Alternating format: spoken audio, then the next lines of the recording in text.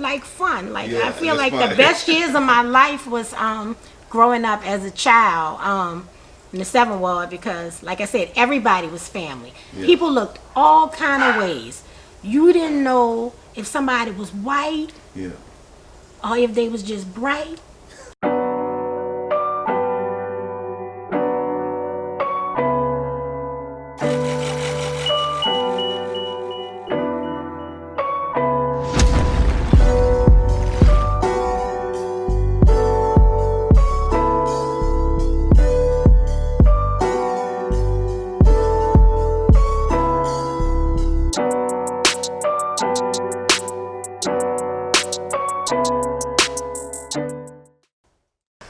The 7th Ward was always a neighborhood of community, no matter what part of the 7th Ward you went.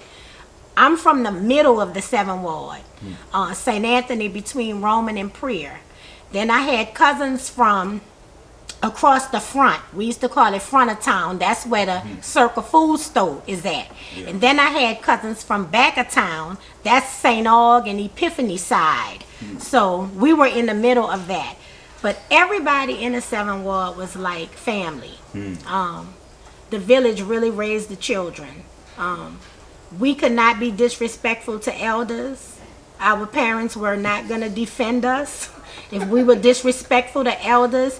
If we was ruining property, littering. 7th Ward, every night when the street lamps came on, the ladies was outside with the hot water, the ammonia, bleach, scrubbing the porches.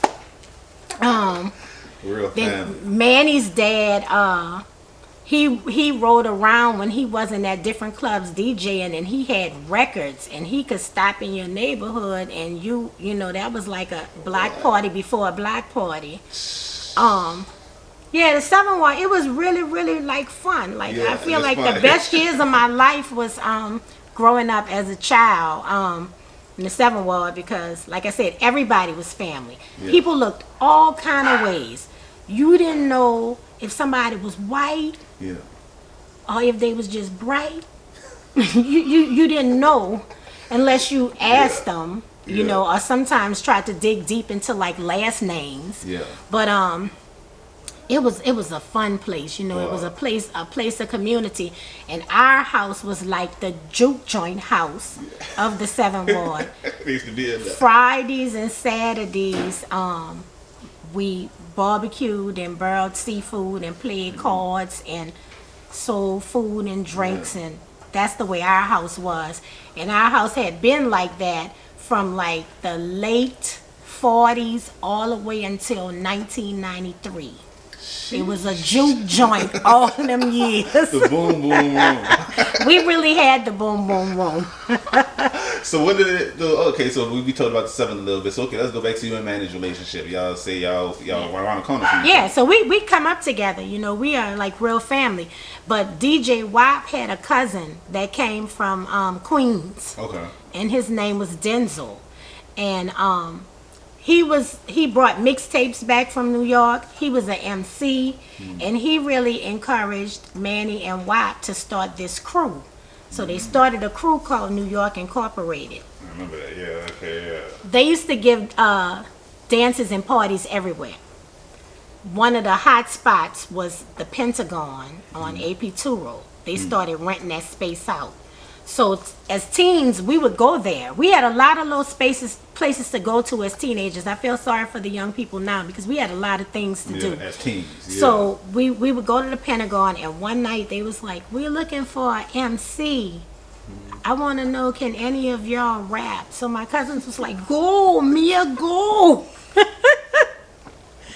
So I got up there. I had never told Mannie and Wap that I knew how to rap.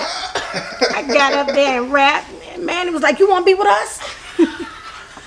So myself and another girl from the 7th Ward, she's still one of my favorite MCs, and she been stopped rapping. MC Sporty, her name is Tanel. She was from across the front. Me and Tanel became the two women of New York Incorporated. And so because you got up there and rapped, and yes, like, oh yeah, you yes, they didn't even know I could do it, but I was like, watch. So how did that transition into your birth as an artist? Because I know that probably was your, your gateway when you kind of started doing it for real when you started performing in front of people. You know, it was the birth. It was the birth of myself as a real rapper because we were blessed to have a good relationship with Mr. Eli, who had Ghost Productions, and Mr. Eli was the rap concert promoter in New Orleans. Yeah. He brought everybody down here. Run DMC, Dr. Jekyll and Mr. Hyde, LL, Jazzy Jeff and the Fresh Prince. In every concert, he allowed us to be the opening act. Wow. So, can you imagine saying you're going to be a rapper in 79, joining a rap group, and then bam, you're in a municipal auditorium and it's packed. You got to rap.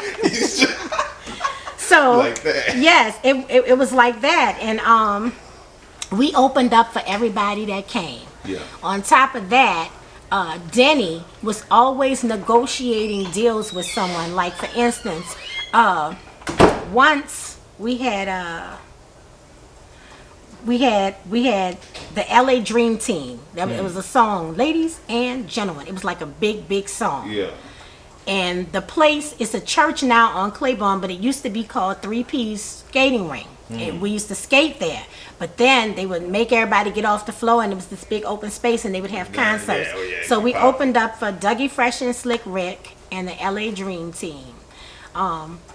Then Showbiz Pizza Place was where AutoZone is in Gentilly. Well, we negotiated a deal where on Saturdays they will move the games out the way, and we had a dance. Well, we used to call it a disco. Yeah. We had a disco in there, the $5 disco. $5 disco. And it's amazing that we were kids, but we were doing a lot of things like business people. We had the Clarion Hotel's ballroom. We threw discos in there too. And they would be packed to capacity. So that's the type of life that I had. You know, it was really my whole life was hip hop. So much I liked hip hop more than anything, more than food, more than people, more than school. Yes, I got 3 D's on my report card. I will never forget this. And my mama said, "You could cancel this rap.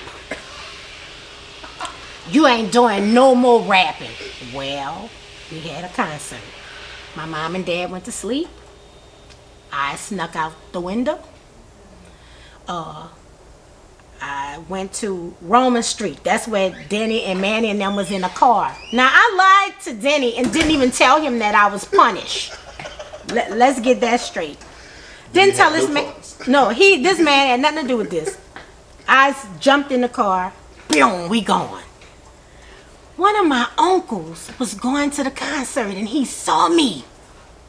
So he went to the payphone and called my mama and told my mama, "Didn't you say Mia was punished?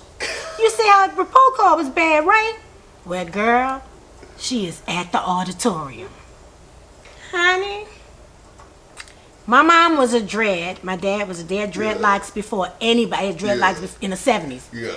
So my mom, she used to keep her hair tied up because people, you know, the way they embrace dreads now, it wasn't like that. They used to tease me. Dang. So my mom, she would always wrap her hair up.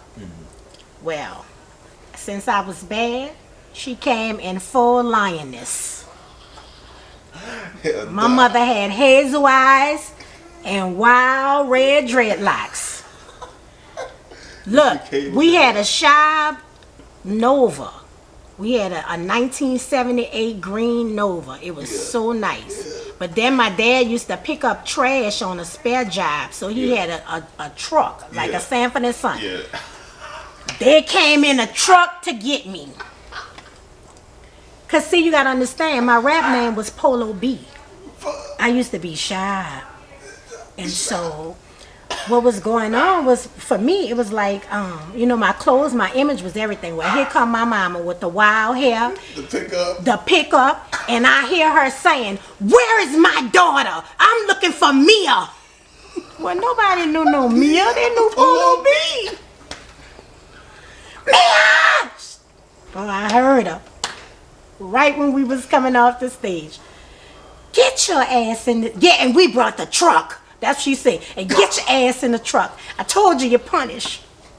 So, I was punished. I had to build my grades back up. And my mom would periodically ask me, you know, you still like rap? And I said, I'm going to be a rapper.